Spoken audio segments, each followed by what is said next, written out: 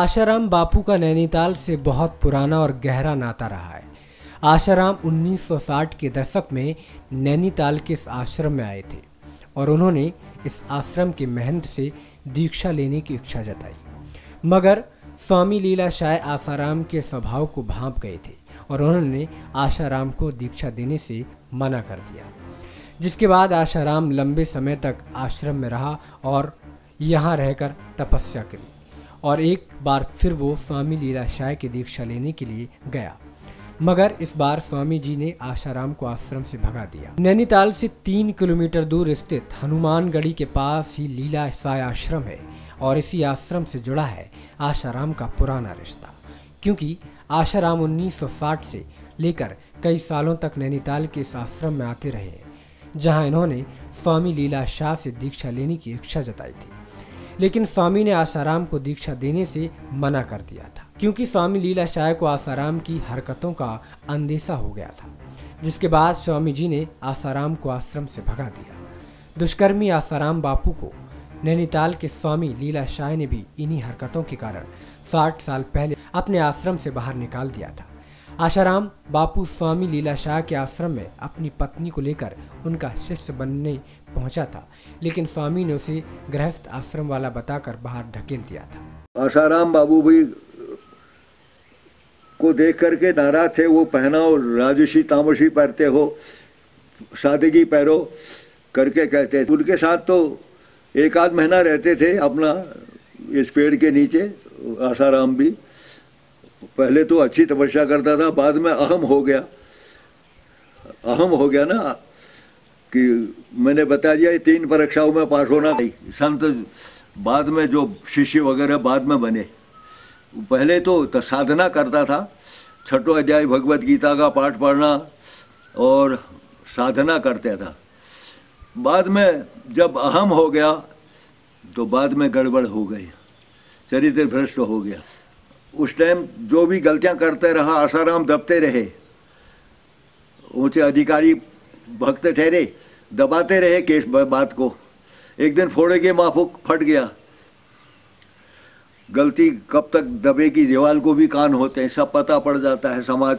मैंने तो इतना देखा कि खुश नहीं थे स्वामी जी, बस हो गया आशाराम को देखकर। एक आध महीना तपस्या करते थे पहले, सन 60 के आसपास।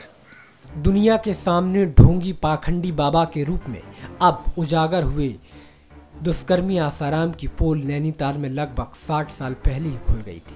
उसे यहाँ की संत लीलाशाह के आश्रम में चारित्रिक दोषों के कारण निकाला गया था। सरोवर नगरी के व आसपास के क्षेत्र बाहरी तौर पर पर्यटन तो आत्मिक तौर पर शांति अध्यात्म देने के लिए मशहूर है। इसी के लिए यह नगर नीब करौरी बाबा, हेंडा खान बाबा, महाअवतार बाबा, हरदा बाबा, पायलट बाबा, स्वामी लीलाशाह बाबा, सोमवारी बाबा सहित अनेक बाबाओं की भी तप स्थली रही है। नगर के इसी आकर्षण के में 1964 के आसपास आशाराम भी यहाँ आया था। सन 1940 में यहाँ आए गुजरात मूल के संत स्वामी लीलाशाह के हनुमानगढ़ी मंदिर के समीप 1956 में स्थापित आश्रम में उसने शरण ली थी। इसी दौरान 1964 में उसने स्वयं को स्वामी जी का शिष्य और स्वामी जी को अपना गुरु घोषित कर दिया, लेकिन सच्चाई यह बताई जाती है कि उसकी संदिग्ध गतिविधियां शुरू हो गई थीं। पत्नी के साथ आने और आगे की रसिक मिजाजी जल्द ही त्रिलोकदर्शी स्वामी लीलाशाह की नज़र में आ गई थी और उसे बहुत जल्द ही आश्रम से निकाला गया था। आशाराम को तो 5 बार निकाला है, 2 बार इधर से निकाला। अपनी पत्नी को लेके आया था बाहर खड़ी करके। स्वामी जी को बोला मैं ब्रह्मचारी हूँ और मुझे आप शिष्य बना लीजिए। स्वामी ने बोला कि मैं शिष्य बनाता नहीं हूँ और तुम तो शादीशुदा हो, तुम अपना काम करो, मेरे पास मत आना। और 2 बार हरिद्वार से निकाला, बहुत अनेक कोशिश की, लेकिन स्वामी जी ने उसको नज़दीक आने पर तुम संत बनने के लायक ही नहीं हो, तुम नालायक हो। 2 बार आबू से निकाला, 1 बार डीसा गुजरात से निकाला, तो 1 बार बॉम्बे से निकाला। तो ये तो जो पुराने लोग हमें बताते हैं कि इसको तो यह आने नहीं दे रहे कि भाई तुम्हारा रहन सहन बहुत खराब है, तुम राजसी आदमी हो, ऐसे आदमी संत नहीं हो, तुमका रहन सहन कपड़ा ये सब राजसी है, इसलिए तुम संत बनने के लायक नहीं। तो मेहनत बनोगे, पैसा बहुत आएगा, लेकिन तुम किलोमीटर संत कभी नहीं बनोगे। रास्ता जाता है, सम्मान बनोगे, संत नहीं बनोगे। मेहनत बन गया ना, मेहनत तो बन गया। गाड़ी से जाओगे 8 मेहनत को पैसा चाहिए। मेहनत का मतलब पुजारी, पुजारी कभी सुखी नहीं होता है, हाँ पैदल उसकी एंड बहुत खराब होती है। नीति का पैसा आता है ना। बोला 2 बार तो मेरे आने ही नहीं दिया उन्होंने, जाओ भाई हमारे पास मत आओ, तुम्हारे लिए हमारे पास जगह ही नहीं है, कि उससे उनका नाम खराब होता है। चरित्र में तो बहुत बड़ा सवाल है। वो तो बड़े अभी स्वामी लीलाशाह के उस समय भक्त भोजू महाराज बताते हैं कि उन्होंने आसाराम की पोल खोल दी, जिस पर आसाराम ने उसको मारने का षड्यंत्र बनाया और गुंडे भिजवाए थे। हालांकि तब तो किस्मत से बचकर निकल गए थे, उनका चरित्र खराब हो गया था। लीलाशाह ने कहा था, तुम्हारी माँ बेटी को कोई बुरी नज़र से देखेगा तो कैसा लगेगा, फिर तुम क्यों देखते हो। इसीलिए उन्होंने कागजी कार्रवाई कर किसी को भी अपना शिष्य नहीं बनाया था। आसाराम के दफे अपनी पत्नी को लेकर पहुंचे थे। जब उनकी पत्नी को अंदर आने की अनुमति नहीं मिली थी, महाराज ने उन्हें बोला, तुम गृहस्थ हो और अब तुम साधु नहीं बन सकते। सन 1973 में स्वामी लीलाशाह के देह त्यागने से पहले से आश्रम की जिम्मेदारी संभालने वाले गणेश दत्त भट्ट बताते थे कि आसाराम के हाव भाव और तड़क भड़क से व्यथित लीलाशाह ने उसे बहुत बार समझाया, लेकिन उनकी बात न मानने पर 4 वर्ष बाद उसे आश्रम से निकाल दिया गया था। आसाराम को अहम हो गया था कि वह पहले आश्रम में गीता का पथ पढ़ा करता था। चरित्र अच्छा होना चाहिए, फिर चाहे जाके अकेले में नाचो चाहे पब्लिक के सामने, चरित्र खराब हो जाके उधर जैसे मथुरा में महात्मा लोग नाचते हैं, अब मन खराब है, पाप है, तो उस नाचने से क्या फायदा। लीलाशाह ने लिखा टेस्ट में, मेरा कोई शिष्य नहीं है, मेरे सामने लिखा पड़ी हुई, मैं खुद वकील को लाया था बुला के,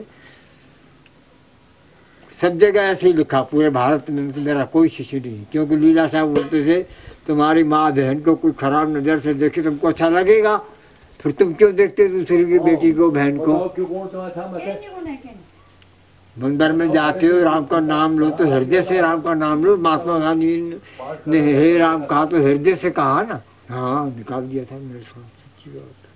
धक्के मार के निकाला था? क्या पत्नी के साथ आए थे? क्या क्या हाँ, पत्नी तो अंदर औरतों को आने बाहर खड़ी थी, लेकिन महाराज ने कहा तुम गृहस्थी हो, गृहस्थी साधु नहीं बन सकता और तुम्हारा आचरण सही नहीं है। वो चेहरे से मालूम पड़ जाता है ना। अरे मैं खुद पता हूँ, मेरे को खुद मारने का उसने षड्यंत्र बनाया था ना। अहमदाबाद में मैं उनके आश्रम में था, तो मैंने 2 महात्माओं को चिट्ठी लिख दी। जब उसने गुंडों को बुलाया रात को 10-11 बजे, तो मैंने 2 महात्माओं को चिट्ठी लिखी है, वो तुमको एक फूंक से वहाँ से फूंक मारेंगे, तुम यहाँ खत्म हो जाओगे। तो गुंडे डर गए, बोला हाँ ये तो गुरु भाई है इनके, और सब भाग गए गुंडे। फिर मैं रात को 2 बजे अपना सामान लेके आया रास्ते में टैक्सी में। भाई मैं किसी ऐसे दुनिया पाखंड में, अब जैसे राधे माँ है और भी कई, और राम रहीम, राम कबीर, ऐसे कई है ना बदमाश, एक थोड़ी है, करोड़ों हैं ऐसे बदमाश। कोई छोटा चोर, कोई बड़ा चोर, दुनिया में सब चोर चोर। आश्रम से जुड़े वृद्ध भक्त सुबोध मुनि के अनुसार पहले तो आसाराम बहुत ध्यान व तपस्या करते थे, लेकिन उनके भक्त पढ़ने के बाद वो सांसारिक दुनिया से जुड़े लगे। उसका ध्यान जप तप में कम और मौज मस्ती में ज़्यादा रहने लगा था। वह यहाँ ज्ञान ध्यान के बजाय अपनी कुश्ती के शौक में मशगूल रहता था और साथियों के साथ घंटों कुश्ती के दांवपेच आजमाता था। उन्होंने कहा 28 जून 1999 को आसाराम के चेलों ने दोबारा नैनीताल में संकीर्तन यात्रा के दौरान आश्रम पर जबरन कब्जा करने का प्रयास किया था, जिसे बामुश्किल बचाया जा सका था। उन्होंने ये भी कहा कि आसाराम भक्त बनाकर महंत तो बन सकता था, लेकिन संत नहीं बन सकता था। उसको हाव भाव और चरित्र पर भी हमेशा सवाल उठते रहते थे। आज से 55 वर्ष पूर्व ही असलियत जानकर दुष्कर्मी आसाराम को न केवल आश्रम से निकाला गया था, बल्कि उसके प्रवेश पर भी प्रतिबंध लगा दिया गया था। लेकिन उनके देहांत के बाद आसाराम ने स्वयं को अपना सच्चा शिष्य साबित कर स्वामी जी के लाखों अनुयायियों को जबरन अपना शिष्य बनाने का भरपूर प्रयास किया। आसाराम अक्सर अपने प्रवचनों में स्वामी लीलाशाह का नाम लेकर रोने का नाटक करता था। आसाराम बाबू भी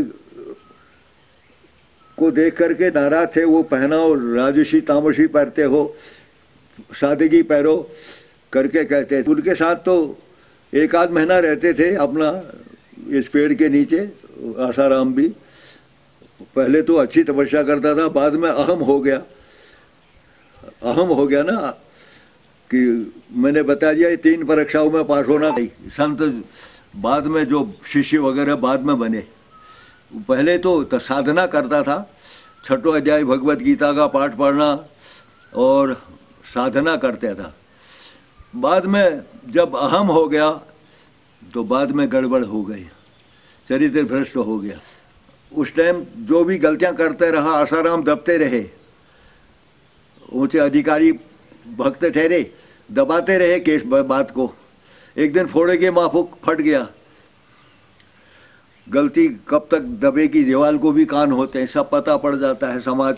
मैंने तो इतना देखा कि खुश नहीं थे स्वामी जी, बस हो गया आसाराम को देखकर। 1 आध महीना तपस्या करते थे पहले, सन 60 के आसपास। SPN 9 न्यूज़रूम की रिपोर्ट।